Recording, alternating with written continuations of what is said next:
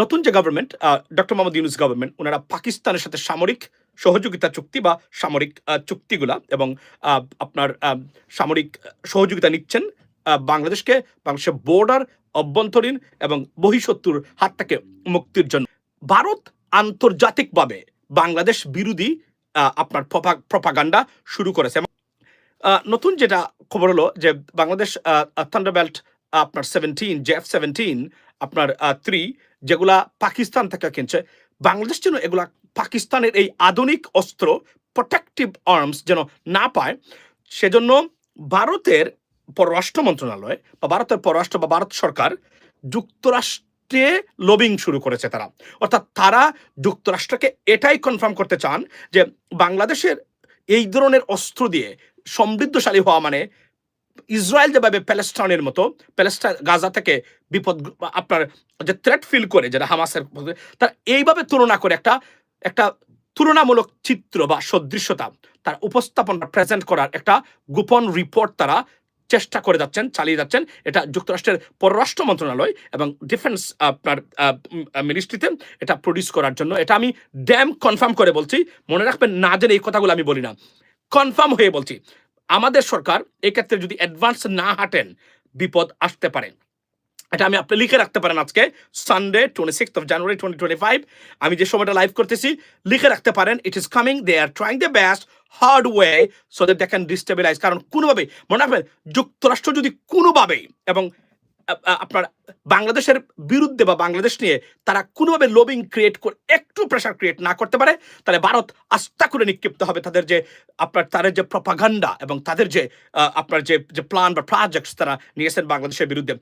America ছাড়া একটা শব্দ কোথাও কোনো দেশের বিরুদ্ধে ভারত আপনার প্রয়োগ করতে পারবে না এবং এস্টাবলিশ বা ইমপ্লিমেন্ট করতে পারবে না। It is almost certain. কারণ ভারত কোনোভাবেই কোনো দিক দিয়ে কোনো পাওয়ারফুল মানে রাষ্ট্র না কোন দেশের জন্য যে তারা কোনো ধরনের সত্যিকার অর্থে কোনো ইনফ্লুয়েন্স সৃষ্টি করতে পারে। বাংলাদেশের জন্য কতটা ইনফ্লুয়েন্স ভারত সৃষ্টি করতে পারে তার একটা উদাহরণ আমি দিই। ইনফ্লুয়েন্সটা কি? তারা না খেয়ে পেঁয়াজ বিক্রি করে বাংলাদেশে, তারা না খেয়ে আলু বিক্রি করে, তারা না খেয়ে চাল বিক্রি করে। ওই হচ্ছে তাদের ইনফ্লুয়েন্স বাংলাদেশের ক্ষেত্রে। আর কোনো ইনফ্লুয়েন্স নেই বাংলাদেশের ক্ষেত্রে তাদের। ওই চাল যদি আমরা না কিনি, আর যদি ডাল আমরা না কিনি, আর পেঁয়াজ না কিনি, আর ওই যে কয়েকটা মশলা আছে এগুলো আমরা না কিনি, ভারতের কোনো ইনফ্লুয়েন্স বাংলাদেশে নেই। মানে এই হচ্ছে তাদের ইনফ্লুয়েন্স, যেগুলো খাওয়ার পরে মানুষ টয়লেট করে বের করে দেয়। এই হলো তাদের ইনফ্লুয়েন্স, মানে ভারতের ইনফ্লুয়েন্স বাংলাদেশের উপরে। সো আমি এটা আপনাদেরকে নিশ্চিত করে বলছি, দিস ইজ দেয়ার ইনফ্লুয়েন্স। এবং ভারতীয় এমন কোনো প্রজেক্ট নাই বা পণ্য নাই যা পৃথিবীর কোনো দেশে না গেলে এই দেশটা চলবে না। যেমন আমেরিকার আপনার ফারদিন গঠম আমি। সো আপনার তারা মনে করে ধরেন আমেরিকান প্রোডাক্ট ফর এক্সাম্পল, আপনি যদি আমেরিকান যে প্রোডাক্টগুলো আছে আপনি চলতে পারবেন একদিন, আপনার জীবন completely will be halted if they want it, if they pull it out from you. So that's the bottom line, ladies and gentlemen. But ভারতের কি কোনো কিছু আছে? খুদ রাশিয়ারই এমন প্রজেক্ট নাই বা প্রোডাক্ট নাই যেগুলো সত্যিকার অর্থেই মানুষের জীবনকে বিপন্ন করে দিতে পারে if they pull it out, right? Or Chinese. What China can do, because মানুষ যখন ইম্পোর্ট এই লটস অফ প্রোডাক্ট যখন ইম্পোর্ট করে এবং তাদের ইম্পোর্টের জায়গাটা rely on Chinese products, it could be hampered. Like আপনি যদি একটা দেশ থেকে চাল কিনেন এবং এই দেশ কোনো কারণে আপনার সাথে বিট্রে করে, তো আপনি চাল পাচ্ছে না, you need to look for an alternative. So এইভাবে বাংলাদেশের ক্ষেত্রে ভারতের মানে সবচেয়ে বড় কি, তারা উদাহরণ দেয় এবং খোঁটা দেয় কি, যে আমরা চিকিৎসা না করলে বাংলাদেশের মানুষ বাঁচবে না। এখন যে বাংলাদেশের মানুষ দেখেন এই প্রত্যেকটা জিনিসের কতটা পজিটিভ সাইড আছে ভারতের সাথে, আমাদের টোটাল সম্পর্কটা যদি নেগেটিভ হয়ে যায় ভারতের সাথে এই মুহূর্তে, তারপরেও কিভাবে বাংলাদেশ ক্যাপাসিটি বিল্ডিং করতে পারবে কোনো কোনো ক্ষেত্রে। মানে এই যে না পাওয়া, ভারত থেকে চাল না আসা, ডাল না আসা, এর মানে কি, smart government they always look for an alternative, and there are many countries around the world they are waiting to have a proposal so that they can deliver this the consumer stuff or goods daily. I mean যে goods গুলো আছে তারা পৃথিবীতে কোনো দেশের অভাব নাই। আজকে বিশ্বাস করেন, there are many countries even around us who can be the serious and good and pivotal alternative for Bangladeshi people.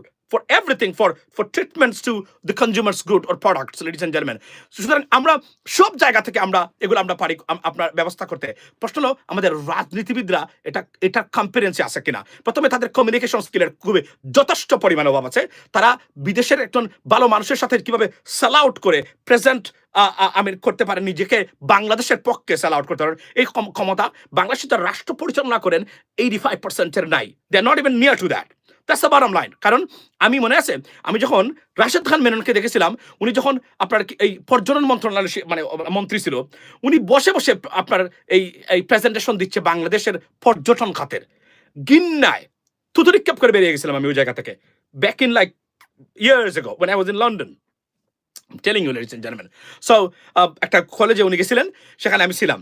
অনেক আগের কথা বলছি আমি, কমপক্ষে 10 বছর হবে সম্ভবত, বা মোর দেন দ্যাট, রাইট? একটু বেশি হতে পারে এই সময়টা।